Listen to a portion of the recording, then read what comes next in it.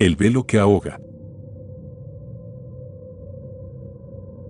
La noche en que todo cambió empezó como un sueño hecho realidad. Era el 17 de marzo de 1998, la fecha que marcaría el comienzo de una vida compartida con Alberto, mi mejor amigo y el amor de mi vida. La ceremonia se llevó a cabo en una antigua iglesia de Veracruz, famosa por su arquitectura barroca y su historia que se remontaba al siglo XVIII. La atmósfera olía a cera derretida y las notas de incienso flotaban como un susurro en el aire.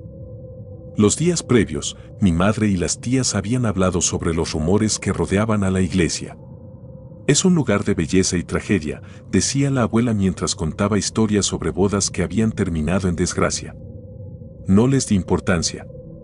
En ese momento, nada podía empañar mi dicha. O eso pensé. El vestido blanco con bordados de encaje había sido el de mi madre, restaurado con esmero. El velo, un manto de tul ligero, caía suavemente desde mi cabeza hasta la mitad de la espalda. Sin embargo, desde que me lo ajustaron aquella mañana, algo en él me resultaba incómodo. No era su peso, sino una sensación de que se pegaba a mi piel, como si un aire helado lo envolviera y se negara a abandonarme. La ceremonia comenzó entre murmullos reverenciales, las palabras del sacerdote apenas un eco entre las naves de piedra. Cuando entré, el sonido de mis pasos resonó por la iglesia vacía y sentí como el aire parecía temblar a mi alrededor. En el fondo, los asistentes se veían envueltos en sombras difusas y la única luz verdadera provenía de los enormes candelabros que colgaban como guardianes antiguos. Alberto me esperaba al final del pasillo, sus ojos brillantes con una mezcla de amor y nerviosismo. Caminé hacia él, y con cada paso, el peso en mi velo aumentaba. Al principio, lo atribuía al nerviosismo o a la falta de costumbre, pero conforme avanzaba, notaba que algo tiraba de él hacia atrás. Era un jalón insistente, como si alguien lo aferrara con una mano invisible. Cuando por fin me paré junto a Alberto y el sacerdote comenzó con las palabras de bienvenida, el peso se intensificó, hasta que sentí un tirón brusco que hizo que mi cuello se arqueara hacia atrás. Miré por el rabillo del ojo, y aunque sabía que nadie debía estar detrás de mí, no pude evitar girar un poco la cabeza. El aire se volvió gélido, y una presencia se adhirió a mi espalda, apretando como un abrazo macabro. Fue entonces cuando sentí una mano fría y huesuda que se posó en mi garganta. Un escalofrío recorrió mi columna y el sudor perló mis sienes. Intenté mantener la compostura, consciente de los ojos que se posaban en mí, pero la presión se volvió más fuerte, como si una figura enojada quisiera arrancarme de mi lugar en el altar. Los segundos se hicieron eternos. Todo en mi cuerpo gritaba que me girara y corriera, pero estaba paralizada, clavada al suelo como si hubiera echado raíces en el mármol. La voz del sacerdote se desvanecía, ahogada por el latido estruendoso de mi corazón. Fue entonces cuando lo vi. En un destello fugaz, entre la penumbra, una figura alta y delgada, vestida de luto, se reflejó en una de las ventanas laterales. Sus ojos eran dos pozos de oscuridad que me miraban con un odio tan profundo que sentí que me arrancaba el alma. Era una mujer, y su expresión desbordaba sufrimiento y rencor. El peso en mi garganta se hizo insoportable. De repente, sentí como los dedos invisibles aflojaban su presión y la figura desaparecía en el aire, dejando tras de sí un aroma rancio, antiguo, a flores marchitas. La ceremonia continuó como si nada hubiera pasado, pero yo no podía apartar la vista de la ventana donde la sombra había estado. El resto de la misa pasó en un borrón, y cuando llegamos al final, el "sí, acepto" salió de mis labios sin vida, como una marioneta. Durante la recepción, las cosas no mejoraron. Las luces parpadeaban a intervalos extraños, y los invitados parecían tensos, intercambiando miradas nerviosas cada vez que una ráfaga de aire helado se colaba en la sala. Las flores de los centros de mesa, frescas al comienzo de la noche, empezaron a marchitarse como si el tiempo las hubiera devorado en un instante. Cuando llegó el momento de la primera danza, Alberto me tomó de la mano, pero el tacto cálido que solía confortarme se sintió distante, casi etéreo. Comenzamos a movernos al compás de la música, y de repente, noté que mi velo, que había sido retirado para la fiesta, comenzaba a deslizarse por mi espalda como si alguien lo empujara desde detrás. Lo ignoré, achacándolo al movimiento, pero pronto el peso se convirtió en un tirón inconfundible. Lo jalé con un movimiento rápido y Alberto se detuvo, mirándome con preocupación. ¿Estás bien?, preguntó, su voz apenas un susurro entre la música y el murmullo de los invitados. Asentí, incapaz de articular palabra. Pero sabía que algo me observaba, una presencia que había venido a reclamar lo que creía suyo. Cuando la música terminó, me aparté de la pista y me refugié en el baño. La luz parpadeaba con un zumbido molesto y el reflejo en el espejo me devolvía una imagen pálida, con los ojos desorbitados y la respiración entrecortada. Mientras trataba de recuperar la compostura, el silencio fue roto por un sonido que heló mi sangre, un sollozo bajo y desgarrador que resonaba desde una de las cabinas. No estaba sola. Quise salir corriendo, pero mis piernas no respondían. El sollozo se convirtió en una risa aguda y burlesca, que fue apagándose hasta que lo único que quedó fue un leve susurro. No debiste venir aquí. El aire se volvió tan denso que cada inhalación era como aspirar humo. Algo me acarició la espalda y me giré bruscamente, sin encontrar nada más que el vacío. Pero en el espejo, vi claramente una huella, la marca de una mano en el velo que colgaba sobre mi hombro, impresa en sudor y algo más oscuro, tal vez sangre. Aquella noche terminó de una forma que nunca podré explicar sin que me miren con escepticismo o lástima. A partir de entonces, el velo fue guardado, jamás tocado de nuevo. Alberto y yo nos mudamos, buscando olvidar, pero los susurros y las miradas que sentía en la oscuridad me siguieron por meses. Mi abuela, al enterarse, solo pudo sacudir la cabeza y murmurar que algunas bodas no están destinadas a terminar bien. Nunca entendí qué significaban sus palabras hasta que investigué más sobre la iglesia y su historia. Supe que, décadas atrás, una novia había sido abandonada en el altar y se había ahorcado con su propio velo en la misma sacristía donde yo había sentido aquella presencia. Desde entonces, decían, ninguna novia salía de ese lugar sin que ella tratara de arrastrarla con ella.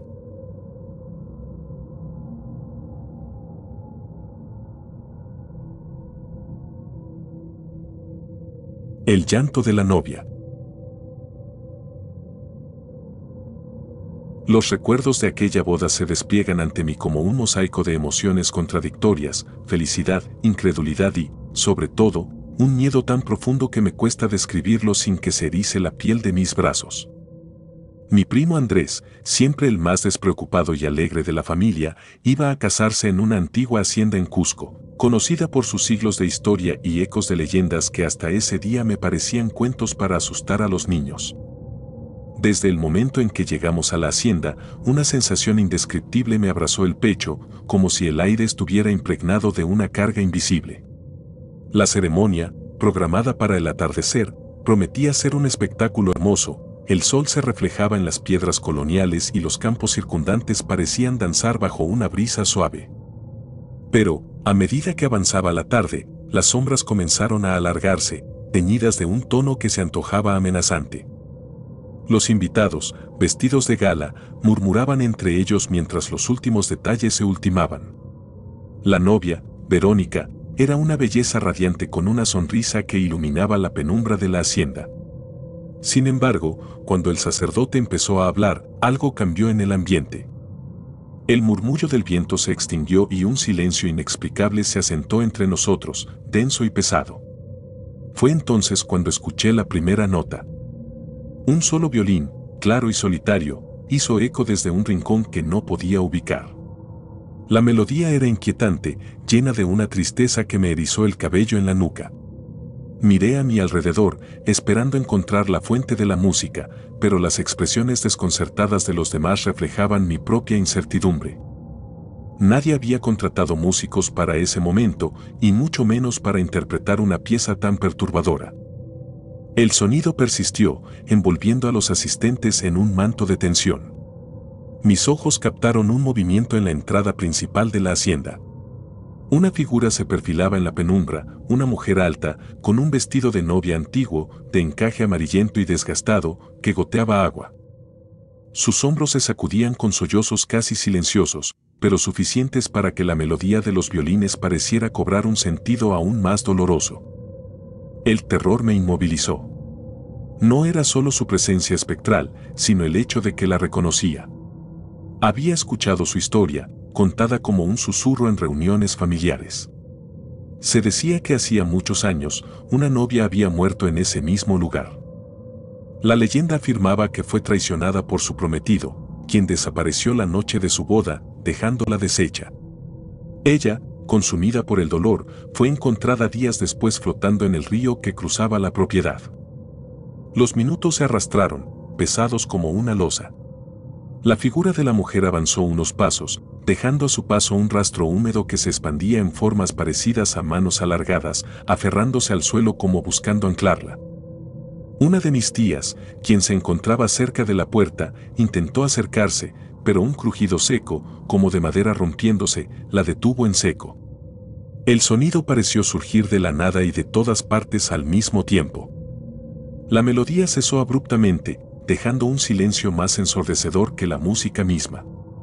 El llanto de la mujer se transformó en un gemido que retumbó en mi cabeza, penetrando hasta lo más profundo de mi conciencia. Verónica, la novia real, miraba atónita desde el altar.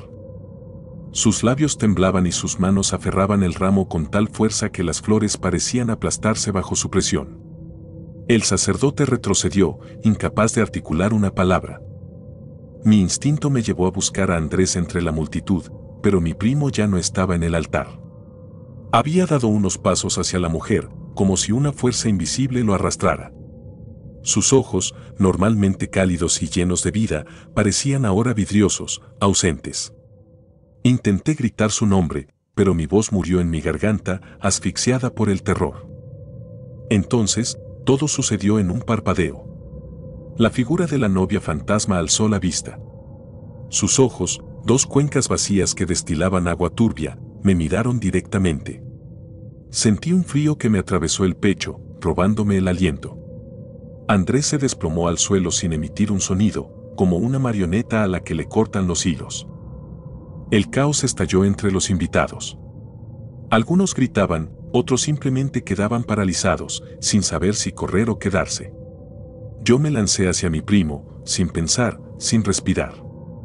Su rostro estaba lívido, y aunque sus ojos estaban abiertos, no había nada en ellos, solo una oscuridad opaca y sin fondo.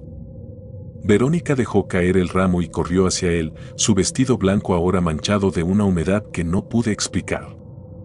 La aparición dio un paso atrás, como si la visión del caos le provocara un retorcido placer. Pero justo antes de desvanecerse en la penumbra, un susurro escapó de sus labios rotos: él no es el primero, ni será el último. El pánico se convirtió en una sombra persistente. Andrés recuperó la conciencia poco después, pero no fue el mismo. Nunca habló de lo que vio en esos segundos, y la alegría que lo caracterizaba se apagó como una vela en el viento. Verónica y él se casaron de todas formas, en una ceremonia sencilla y sin invitados, pero nadie de la familia volvió a mencionar lo ocurrido en aquella hacienda. Esa noche, mientras intentaba conciliar el sueño en el hotel, un sonido bajo la ventana me hizo saltar. Era el llanto, ahora mucho más débil, pero inconfundible. Afuera, bajo la luz mortecina de la luna, la figura de la novia aparecía una vez más, mirando con esos ojos vacíos, como esperando su próxima víctima.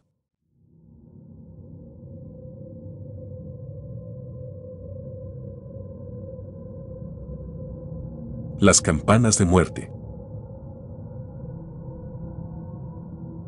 Había una penumbra sofocante en la iglesia de San Sebastián de las Flores, una parroquia antigua encaramada en las montañas de Oaxaca. Mi primo Javier y su novia Marta, resplandecientes en sus atuendos nupciales, irradiaban una felicidad tan palpable que cualquiera habría jurado que su unión estaba bendecida por los mismos ángeles. Era una tarde gris, con nubes cargadas que parecían anticipar una tormenta, pero nadie se preocupaba. Estábamos allí para celebrar. La iglesia misma era una estructura imponente, con piedras talladas hace siglos por manos que ahora solo existían en la memoria de la tierra. Los vitrales dejaban pasar una luz descolorida que caía sobre los bancos de madera, donde nos sentábamos decenas de familiares y amigos, algunos cuchicheando, otros moviéndose inquietos. Todo parecía normal, hasta que noté algo: el aire se volvió denso, casi tangible, como si estuviéramos sumergidos en agua estancada. La ceremonia transcurrió entre murmullos y oraciones, los ecos de las palabras del sacerdote resonaban, atenuados por una sensación que no podía definir. Entonces, justo cuando el sacerdote alzó las manos para bendecir a los recién casados, un sonido profundo y retumbante cortó el aire. Las campanas. Pero no eran las campanas festivas que deberían sonar en una boda.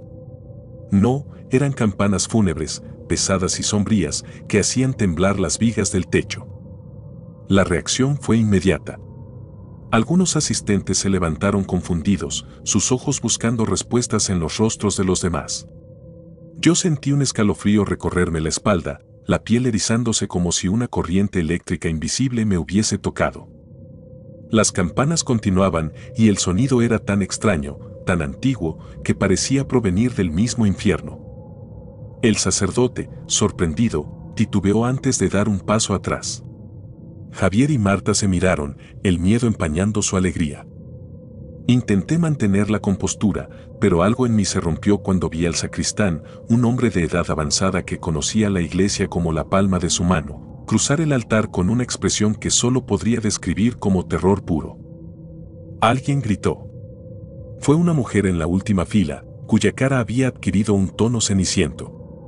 «Miren la puerta», dijo, y todos volteamos al unísono. Las enormes puertas de madera oscura, que siempre chirriaban al abrirse, se movían lentamente por sí solas, como empujadas por una mano invisible. No había viento, ni una corriente que pudiera explicarlo. Y cuando finalmente se abrieron del todo, la penumbra exterior se coló, cubriendo la nave como un sudario. Los murmullos se convirtieron en gritos de pánico cuando un murmullo lejano comenzó a escucharse. Era un susurro colectivo, como si cientos de voces repitieran una letanía incomprensible. Todo en mí me decía que corriera, que huyera de aquel lugar, pero mis piernas estaban clavadas al suelo, la sangre en mis venas corriendo fría. «Nadie salga de la iglesia», dijo el sacerdote, aunque su voz temblaba y sus ojos se movían rápido, buscando algo o alguien. La desesperación en su voz nos hizo retroceder a nuestros asientos, aunque el instinto nos gritaba lo contrario. Entonces, un sonido seco, como un golpe, rompió la tensión. Una figura cayó desde el coro, estrellándose contra el altar.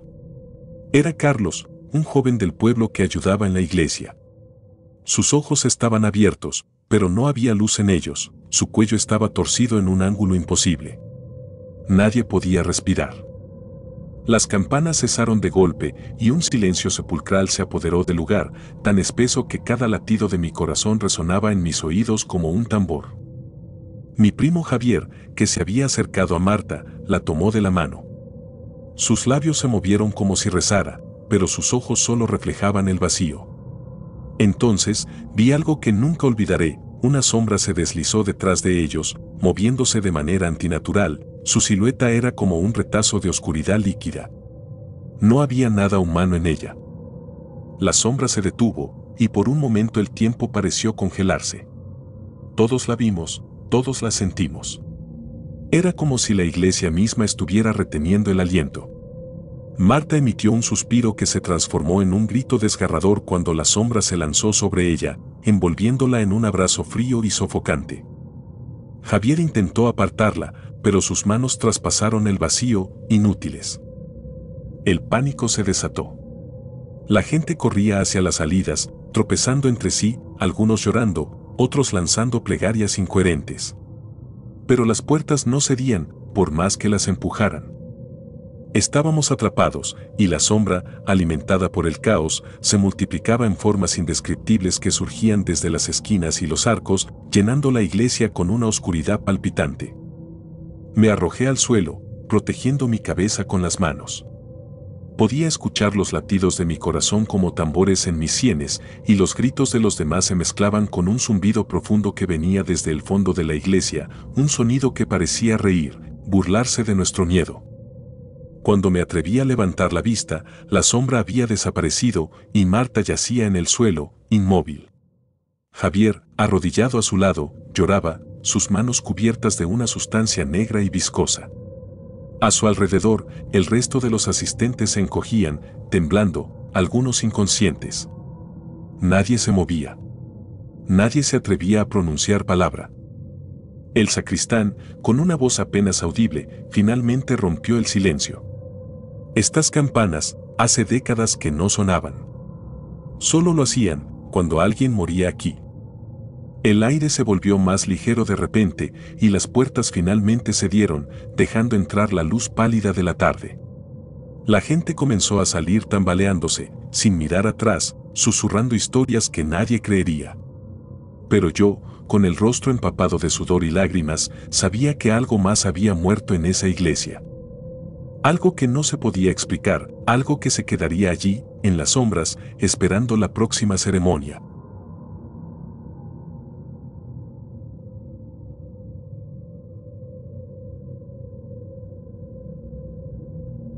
La novia.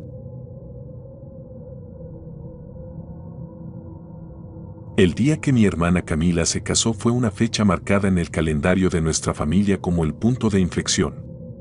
No solo por la boda en sí, sino por lo que presenciamos esa noche y cómo alteró nuestras vidas para siempre.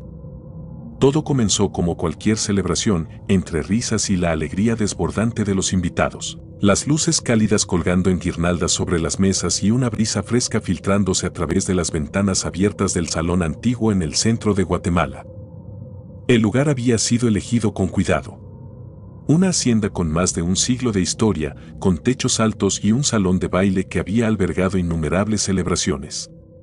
Pero también tenía sus historias, susurros que se apagaban rápidamente cuando se mencionaban nombres y fechas que nadie osaba recordar. El banquete transcurría sin sobresaltos. La música envolvía a los presentes y el tintineo de copas brindando llenaba el aire. Yo me encontraba observando a Camila, radiante en su vestido marfil, riendo junto a su nuevo esposo, un hombre alto de semblante serio llamado Esteban. Todo parecía encajar, hasta que noté un detalle que me congeló la sonrisa en el rostro. Al fondo del salón, en una esquina oscura parcialmente cubierta por las sombras de una columna tallada, estaba una mujer que no había visto antes. Su figura era alta y delgada, y vestía un vestido de novia antiguo, de aquellos que llevaban las mujeres en el siglo pasado, con mangas largas y un encaje amarillento que parecía haberse fundido con su piel pálida. No se movía, simplemente observaba, sin pestañear, con unos ojos oscuros que parecían dos pozos sin fondo. Al principio, intenté ignorarlo. Pensé que podría ser alguna invitada excéntrica, alguna pariente de Esteban que no había visto antes. Pero conforme avanzaba la noche y la música subía de tono, mi mirada volvía a ella como atraída por una fuerza que no podía controlar. No se movía, no parpadeaba. Y lo más perturbador, nadie más parecía notarla. Me acerqué a mi madre y le susurré al oído, señalando con disimulo hacia la esquina. ¿La ves?, le pregunté, intentando que mi voz sonara relajada. Mi madre frunció el ceño y miró hacia donde apuntaba, pero en cuanto sus ojos recorrieron el lugar, negó con la cabeza, su expresión cargada de confusión. ¿A quién?, replicó, antes de regresar su atención al brindis que se llevaba a cabo en la mesa principal. Un escalofrío me recorrió la espalda, helando mis huesos. Comencé a sentirme mareado, el aire parecía volverse espeso, como si el salón mismo respirara con dificultad. Decidí alejarme de la multitud y buscar aire fresco en el pasillo exterior, donde la música y las risas se disipaban en el eco de la noche. Mientras caminaba, miré una vez más por el rabillo del ojo. La mujer seguía allí, observándome. Esta vez, parecía que su sonrisa se había curvado en una mueca mínima, apenas perceptible. Sentí como mi corazón se aceleraba hasta el punto de casi doler. Sabía que lo que estaba viendo no era normal, no era parte de la realidad que compartíamos todos en ese salón iluminado. Algo antiguo y oscuro estaba presente. En el pasillo, inhalé profundamente, intentando calmarme. Fue entonces cuando una anciana encargada del servicio, que parecía haber salido de ninguna parte, me miró con ojos cansados y arrugados. ¿La has visto, verdad?, preguntó, su voz apenas un murmullo, pero cargada de un peso que me paralizó. Asentí lentamente, sin saber qué decir. Cuando ella aparece, algo malo está por suceder, continuó, y en sus palabras había más certeza que temor. Antes de que pudiera pedirle más explicaciones, se dio la vuelta y desapareció por el pasillo, dejándome con la garganta seca y un nudo creciente en el estómago. Regresé al salón con el paso tembloroso, buscando la confirmación de que lo que había visto no era producto de mi imaginación. Y entonces lo vi, el vestido blanco, la mujer de pie en la misma esquina, pero esta vez sus ojos estaban fijos en Camila y su expresión parecía entre el dolor y la compasión, como si fuera un testigo impotente de lo que estaba por ocurrir. El reloj marcaba la medianoche cuando un grito rompió la música y el murmullo de las conversaciones. Todo el salón quedó en un silencio súbito y antinatural. Me giré y vi a Esteban, desplomado en el suelo, su rostro una máscara de terror. Los invitados corrieron hacia él, algunos gritaban órdenes, otros simplemente observaban con horror. La confusión se transformó en caos. Yo no podía moverme, mis pies estaban anclados al suelo. Miré a la esquina, pero la mujer había desaparecido, dejando un vacío aún más aterrador en su ausencia.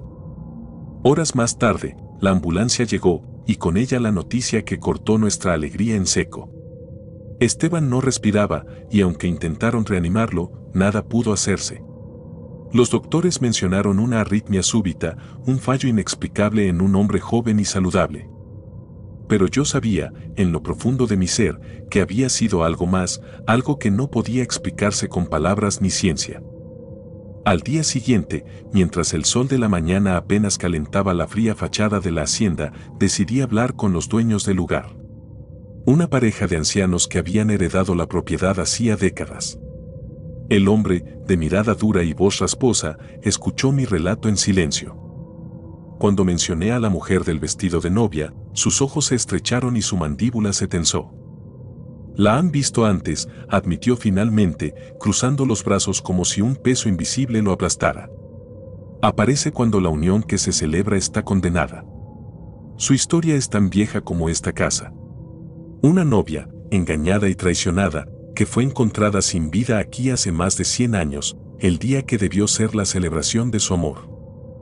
El silencio se apoderó de la habitación y pude sentir como el terror se colaba en cada rincón, en cada sombra que proyectaban las ventanas polvorientas. No había nada más que decir. La boda de mi hermana se convirtió en un recuerdo envuelto en luto, una advertencia silenciosa sobre los lazos que se sellan bajo los ojos vigilantes de aquellos que ya no pertenecen al mundo de los vivos. Y así, la imagen de aquella mujer, de pie en la esquina, con su vestido amarillento y su mirada vacía, quedó grabada en mi memoria como una marca que no se puede borrar. Cada vez que cierro los ojos, la veo, esperando, vigilante, recordándome que el amor y la muerte comparten más que promesas en el umbral de lo desconocido.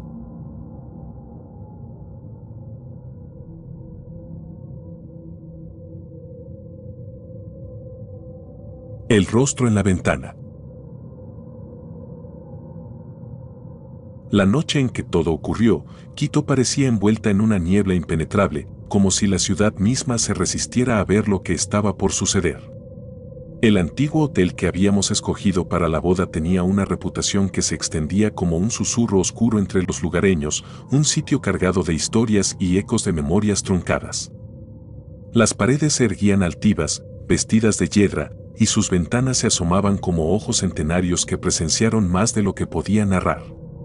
Me reí de las advertencias, llamándolas supersticiones, una sombra de un pasado olvidado que no debía empañar el momento más feliz de mi vida.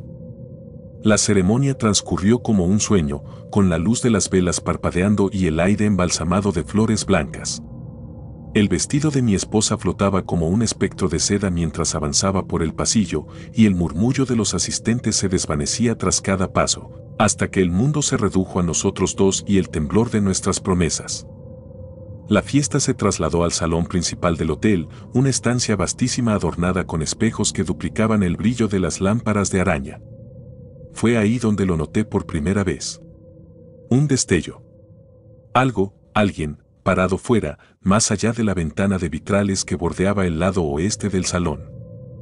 Sacudí la cabeza, culpando al reflejo del champán, y volví a sumergirme en las risas y la música.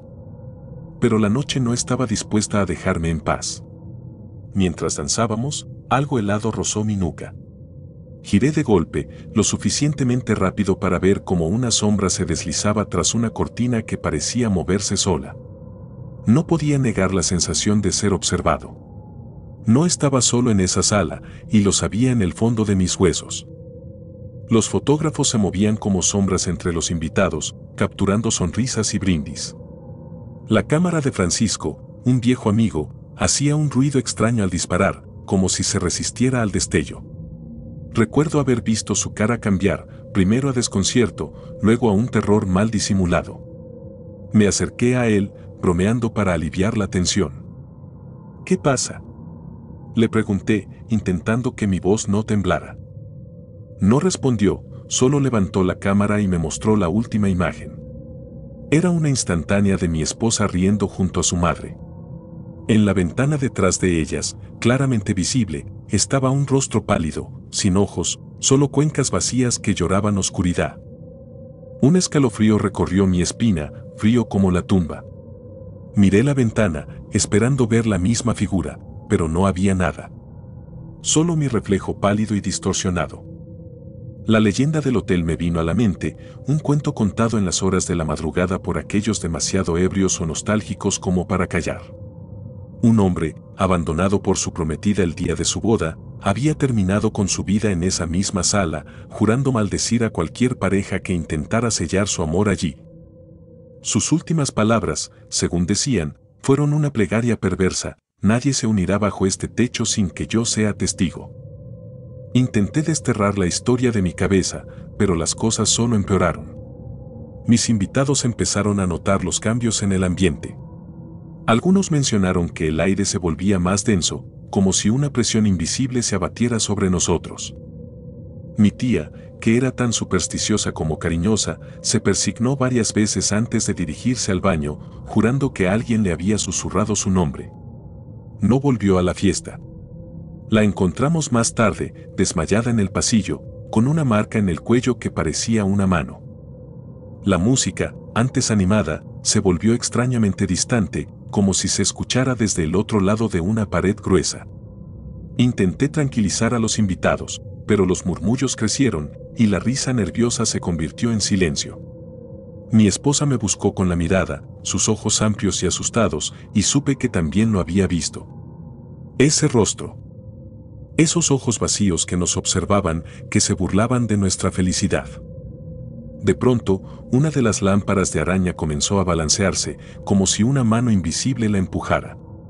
Las gotas de cristal tintinearon, y la luz tembló antes de apagarse por completo.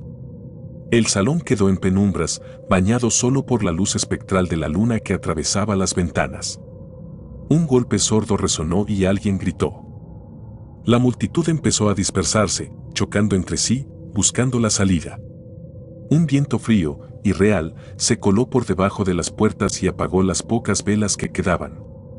El lugar olía a cera y miedo. En la penumbra, escuché un gemido bajo, una voz que repetía un nombre que no reconocía. Era un sonido viejo, áspero, cargado de soledad y rabia. Me aferré a la mano de mi esposa, sintiendo su piel húmeda y fría como mármol. No podíamos movernos, nuestras piernas parecían hundidas en la madera.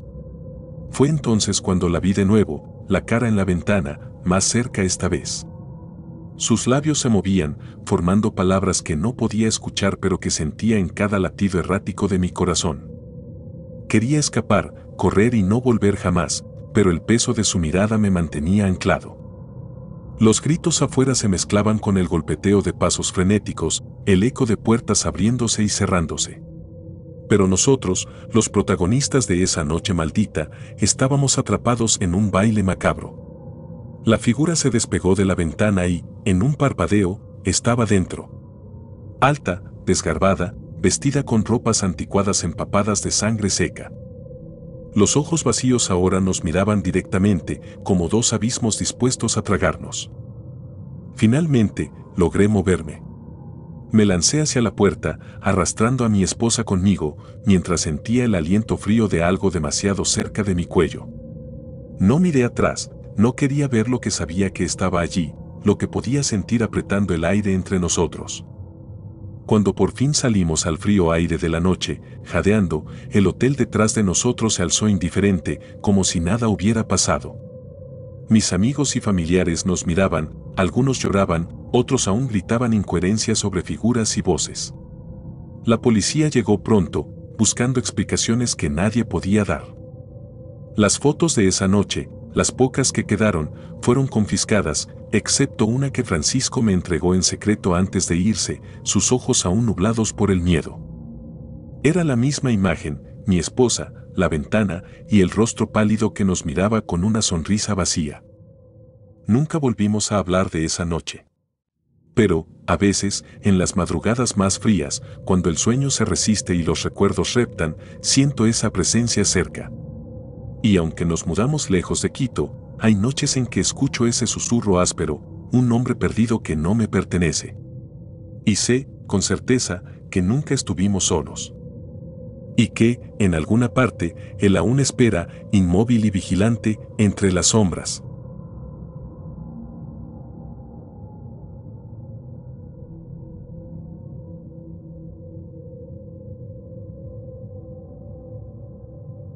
El manto de la abuela. El aire en la iglesia de San Juan era espeso, como si las viejas paredes de piedra guardaran secretos que jamás debían ser contados. Las luces de las velas parpadeaban, proyectando sombras que bailaban inquietas. Era mi boda, el día que siempre había soñado, pero el luto reciente por mi abuela María, quien me crió desde que era una niña, arrojaba un velo de tristeza sobre la celebración. Quise rendirle homenaje llevando su manto de encaje, una reliquia familiar que había pasado de generación en generación. Lo encontré entre sus cosas un día después del funeral, envuelto cuidadosamente en papel amarillento y con un perfume tenue a lavanda, el aroma que siempre impregnaba su ropa. Ponérmelo me hizo sentir como si un pedazo de ella estuviera conmigo, dándome fuerzas para enfrentar un futuro incierto sin su guía. Durante la ceremonia, sentí el manto reposar pesado sobre mis hombros, un peso que atribuye al calor y a los nervios. Mi esposo, Antonio, me miraba con ojos radiantes mientras intercambiábamos votos, pero había algo en la iglesia que me inquietaba. Un frío repentino, como un aliento helado, pasó por mi nuca y me hizo estremecer. Miré hacia atrás, esperando ver una puerta abierta, una ráfaga inoportuna, pero todo estaba en su lugar. La recepción se llevó a cabo en una hacienda antigua, llena de historia y rincones oscuros. Mientras la música animada tocaba y los invitados reían con copas en la mano, noté que la sensación de peso en mis hombros no desaparecía. Me sentí tensa, vigilada. Cada vez que me giraba, buscando quién podría estar observándome, solo encontraba miradas de alegría o conversaciones amenas. Pero algo estaba mal, lo sabía. Decidí ignorar mis temores y me concentré en los momentos felices. Antonio y yo bailamos, su mano cálida en la mía, girando lentamente bajo un techo decorado con luces de colores. Fue entonces, mientras girábamos, que lo sentí. Dos manos, frías y delgadas, se posaron sobre mis hombros, sosteniendo el manto con una fuerza que me dejó sin aliento. Mis piernas se paralizaron y me tambaleé, haciendo que Antonio me sostuviera con preocupación. ¿Estás bien?, me preguntó, su voz apagada por la música y las risas. Asentí, fingiendo que todo estaba bien, pero las manos seguían ahí. No pude evitar mirar de reojo, y entonces lo vi, en el espejo del salón, detrás de nosotros, había una figura. Era una mujer alta, vestida de negro, con un velo que apenas dejaba entrever un rostro marchito y ojos hundidos que me miraban con fijeza. Pero lo peor no era la imagen, lo peor era que ella sonreía, una mueca torcida y dolorosa. El corazón me martillaba en el pecho mientras apartaba la mirada, esperando que fuera solo un truco de la luz, un reflejo mal interpretado. Pero cuando volví a mirar, ya no estaba. Me obligué a respirar, a seguir adelante, pero esa sensación de ser observada se volvió insoportable.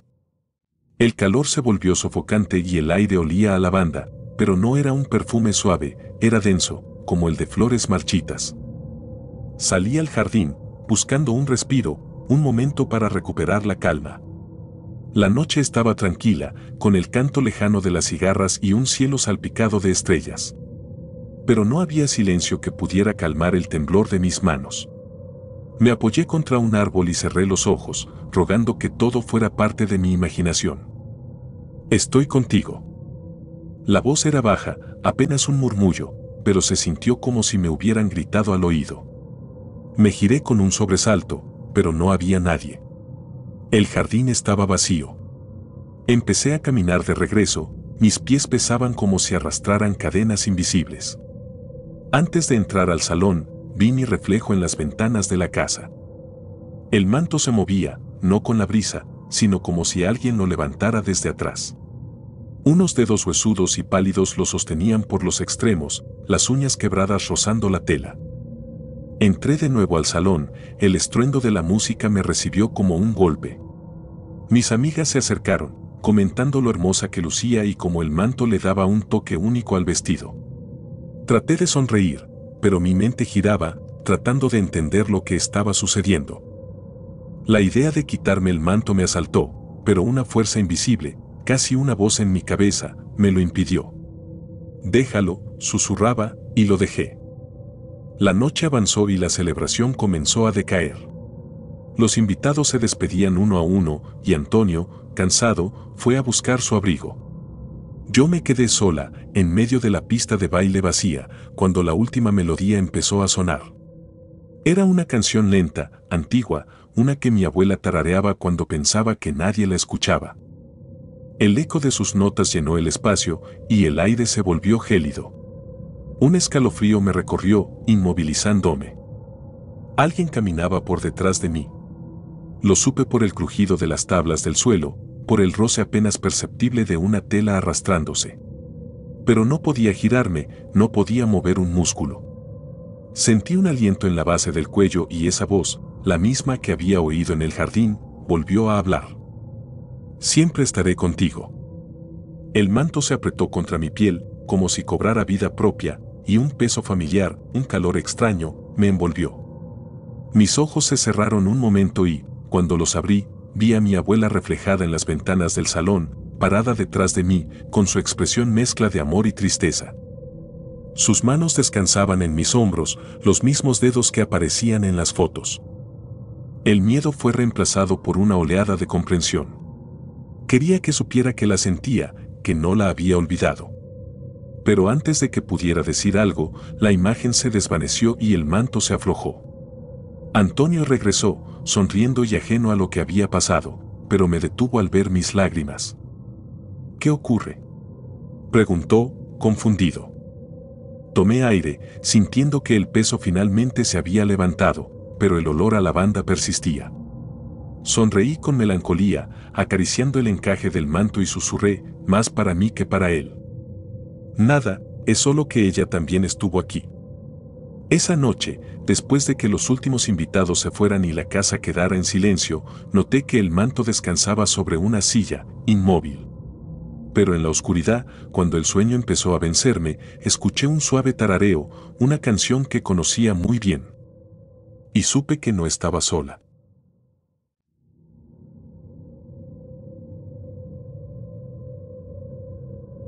El anillo maldito.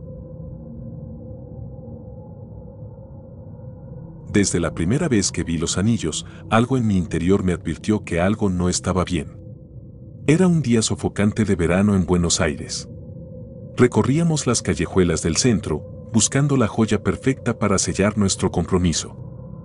Fue entonces cuando vi aquel pequeño local encajonado entre dos edificios altos, una joyería casi invisible, con letras gastadas que apenas se leían, joyería eterna. El escaparate polvoriento estaba repleto de piezas anticuadas y oxidadas. Un anillo en particular me llamó la atención. Era sencillo, de plata vieja, pero en su superficie se retorcían grabados que no podía identificar, como figuras que danzaban en una espiral imposible. A Lucía, mi esposa, le pareció hermoso. Cuando lo probó, la luz del sol se reflejó en sus ojos, pero por un instante, juró que la sombra de una nube oscura pasó por su mirada. El dueño del local, un hombre de edad indefinible, con dedos huesudos y ojos hundidos, nos miró en silencio mientras elegíamos. Esos anillos tienen historia, dijo por fin, casi en un susurro. No le dimos importancia. Pagamos y nos fuimos, riendo mientras salíamos de esa penumbra sofocante hacia la calle iluminada. Nunca volví a ver a ese hombre, ni el local abierto otra vez. El día de la boda fue perfecto, lleno de risas, amigos y música. Al caer la noche, el salón se vació y regresamos a casa, exhaustos pero felices. Todo estaba en calma hasta que decidimos acostarnos. Me desplomé en la cama, el peso de la euforia aún latía en mis sienes. Pero al apagar las luces, un frío inexplicable se apoderó de la habitación. Me arropé pensando que el cansancio me estaba jugando una mala pasada. La primera vez que sentí el peso en mi pecho, pensé que estaba soñando. Una presión helada que no me dejaba respirar, como si una mano invisible me apretara el corazón. Abrí los ojos y mi visión tardó en ajustarse a la penumbra. Allí estaba, una sombra alta y amorfa de pie al borde de la cama, observándome sin rostro, sin movimiento. El pánico me dejó paralizado. Quise gritar, pero no pude. Solo escuchaba el retumbar de mi pulso en mis oídos. Entonces Lucía despertó con un grito seco, rompiendo la quietud opresiva. Se incorporó bruscamente, temblando, y se llevó las manos a la cara. Jorge, estaba aquí, lo vi, balbuceó entre sollozos. Yo apenas podía reaccionar, el miedo me había robado las palabras. Traté de consolarla, pero mis manos temblaban tanto como las suyas. Esa noche apenas dormimos. Cuando el amanecer pintó de naranja las paredes, la sombra ya no estaba. Intentamos restarle importancia, echando la culpa al cansancio y al estrés. Pero lo peor estaba por venir. Los días siguientes, la sensación de ser observado se intensificó. A menudo, sentía un escalofrío recorriendo mi espalda, y Lucía, más pálida y nerviosa cada día, comenzaba a evitar la casa. Los anillos, en especial, parecían calentarse de repente, provocándonos una sensación incómoda en los dedos. Una noche, mientras mirábamos una película para distraernos, el ruido sordo de pasos en la sala contigua nos dejó helados. Pensé que era un ladrón y me levanté con un cuchillo en la mano. Lucía me seguía de cerca, respirando de manera entrecortada. Al abrir la puerta, la sala estaba vacía. Pero en el suelo, vi algo que me hizo soltar el cuchillo. Nuestros anillos, que habíamos dejado en la mesa, yacían en el suelo, perfectamente alineados, como si alguien los hubiera colocado allí deliberadamente. A partir de esa noche, el fenómeno de la sombra se intensificó. Despertaba al borde de la cama, observándonos en silencio. Algunos días parecía más corpórea, como si la oscuridad de la habitación se concentrara en su figura. Una vez, cuando logré encender la luz de la lámpara, vi su silueta desvanecerse en la pared, arrastrando consigo un murmullo apagado, como un lamento antiguo. Lucía empezó a enfermar. Sus ojos, antes vivos y brillantes, se apagaron bajo círculos oscuros y su piel se tornó cetrina. Consultamos a médicos y especialistas, pero ninguno encontraba nada anómalo. Una noche, cuando ya no podía soportar verla sufrir, me atreví a investigar la joyería. Regresé al centro, recorriendo las calles familiares hasta dar con el estrecho callejón donde la había visto. Pero lo que encontré fue un local abandonado, cubierto de tablones y grafiti. Un vecino, al verme allí, se me acercó. «Hace años que esa joyería cerró», me dijo. «El dueño se volvió loco, dicen que había maldiciones en sus piezas». Mis manos temblaron al recordar la mirada inexpresiva del joyero. Cuando regresé a casa, el ambiente era aún más denso. Lucía estaba sentada en el suelo, en medio del salón, los ojos perdidos y el anillo colgando de su dedo casi suelto. Sus labios se movían sin emitir sonido alguno, y una marca roja, como un corte fino, le rodeaba la base del anillo. Me arrodillé frente a ella, buscando una señal de su lucidez, pero de pronto se echó hacia atrás, gritando. «No lo toques, Jorge, por favor, no lo toques». La sombra volvió esa noche, y por primera vez la vi moverse. Se inclinó sobre Lucía, quien gimió en sueños, y una niebla negra brotó de sus labios, flotando hacia el anillo. El miedo me paralizó, pero la rabia por ver a mi esposa en ese estado me hizo actuar. Corrí hacia el anillo, arrancándolo de su dedo en un movimiento desesperado. Lucía gritó, y la sombra se volvió hacia mí, extendiéndose como una ola de humo. El aire se volvió tan espeso que apenas podía respirar. Sentí el frío penetrar mis huesos, y por un instante, todo se volvió negro. Cuando desperté, el sol del mediodía inundaba la habitación. Lucía seguía allí, dormida, respirando con calma por primera vez en semanas. El anillo, sin embargo, estaba en mi mano, frío y agrietado, como si fuera a romperse en cualquier momento. Nunca volvimos a usar esos anillos. Los llevé al cementerio, a la tumba más antigua que pude encontrar, y los enterré bajo un árbol seco. Desde entonces, la casa ha vuelto a ser un hogar, y la sombra se ha desvanecido, al menos por ahora. Pero aún, en noches particularmente silenciosas, escucho un murmullo apagado que proviene del rincón de nuestra habitación, un eco de aquello que nunca debió haber sido despertado.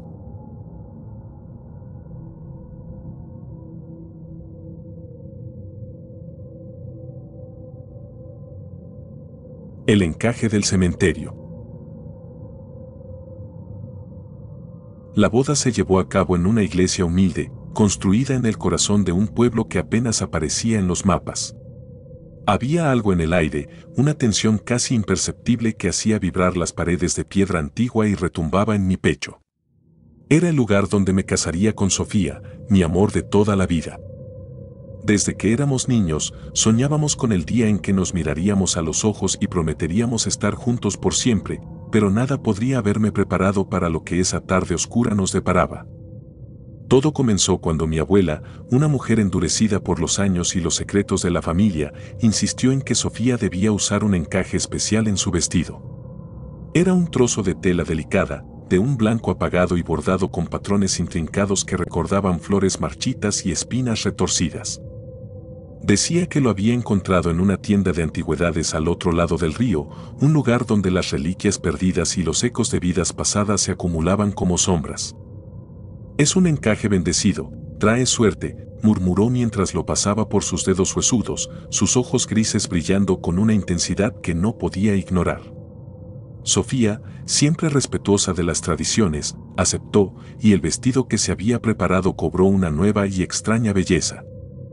La iglesia, con sus bancos de madera desgastados y velas parpadeantes que proyectaban sombras alargadas, se llenó rápidamente de familiares y amigos.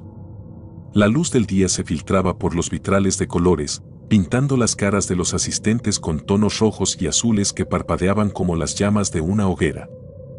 Recuerdo cómo mis manos sudaban, el nudo de la corbata me asfixiaba y sentía que algo invisible rozaba mi nuca. El órgano comenzó a tocar, y las notas, en lugar de elevar la emoción de la ceremonia, caían como gotas de agua helada en una noche sin luna. Sofía avanzó por el pasillo, cada paso un latido de tambor, y por un momento el mundo se detuvo. Su rostro, tan radiante, parecía la única luz en un mar de sombras. Pero luego lo vi. Lo vi cuando ella levantó la mirada y se detuvo en seco, sus ojos abiertos como los de un animal a punto de ser cazado. Al final de la última fila, apenas visible entre las sombras, una figura se erguía inmóvil.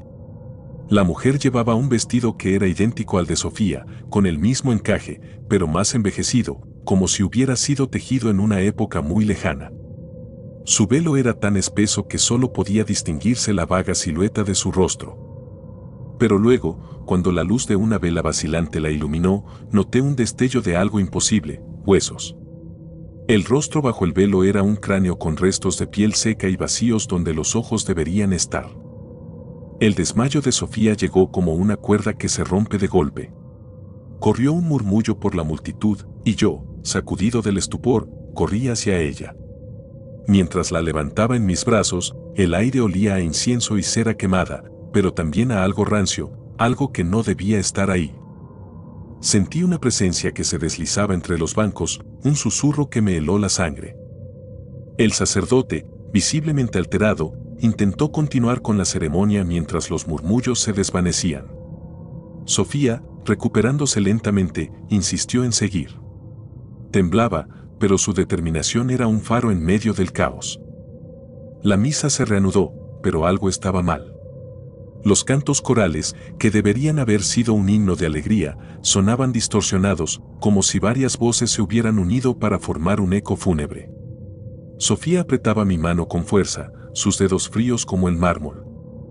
En un momento, su mirada se clavó en la parte trasera de la iglesia y seguí su línea de visión.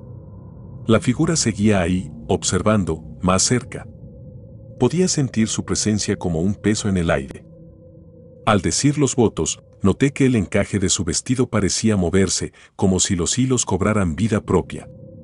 Las flores bordadas comenzaban a marchitarse, oscureciéndose y retorciéndose en un patrón espeluznante. Sofía lo notó también, su rostro se tornó blanco y sus labios se movieron para pronunciar algo que no pude entender. El sacerdote titubeó, la vela a su lado chisporroteó y una bocanada de aire frío nos envolvió. La iglesia entera pareció contener el aliento cuando una de las ventanas, la que mostraba a un santo olvidado, estalló en 1000 pedazos. El cristal se esparció como lluvia mortal y los asistentes gritaron y se agacharon. En medio del caos, la figura espectral desapareció, pero su rastro quedó en las miradas aterrorizadas de aquellos que se atrevían a alzar la vista. La ceremonia se detuvo. El sacerdote, pálido y murmurando oraciones, trató de controlar a la multitud. Sofía me miró con lágrimas en los ojos, y supe que compartíamos el mismo pensamiento, algo había reclamado nuestro día, algo antiguo y enojado. Esa noche, el silencio en nuestra casa era tan denso que cada crujido resonaba como un trueno. Sofía no podía apartar los ojos del espejo de nuestro cuarto. Yo apenas podía respirar, con la sensación de que algo nos observaba desde el otro lado de la habitación. Finalmente, cuando el reloj marcó la medianoche, un ruido metálico y seco vino del pasillo. Nos quedamos congelados, el miedo clavado en nuestras espaldas. Me levanté con las piernas temblorosas y salí al pasillo, la penumbra envolviendo cada rincón. Allí, al final del pasillo, vi el encaje, arrastrándose como una serpiente hacia nosotros, movido por una fuerza invisible. Cuando intenté retroceder, la puerta detrás de mí se cerró de golpe y el frío se volvió insoportable. Sofía gritó, y al volver la vista, la mujer de la iglesia estaba allí, su velo ahora completamente caído, revelando una sonrisa esquelética que no debería ser posible. El encaje que una vez fue hermoso ahora era una maraña de oscuridad, envolviendo sus brazos delgados y secos como ramas muertas. No recuerdo exactamente cómo terminó todo. Las luces se apagaron, y lo último que vi antes de perder el conocimiento fue a Sofía tendida en el suelo, el encaje sobre su pecho, moviéndose como si tuviera vida propia. Cuando desperté, la casa estaba vacía. La policía vino, los vecinos cuchichearon y las explicaciones se desvanecieron en el aire, reemplazadas por teorías de locura y duelo. Pero yo sabía la verdad. El encaje se llevó algo de nosotros aquella noche, un pacto antiguo y roto había vuelto para reclamar su deuda. Y cada vez que el viento sopla y escucho el crujir de los árboles, juro que puedo oír un suave roce, como encaje deslizándose, buscando a su próxima víctima.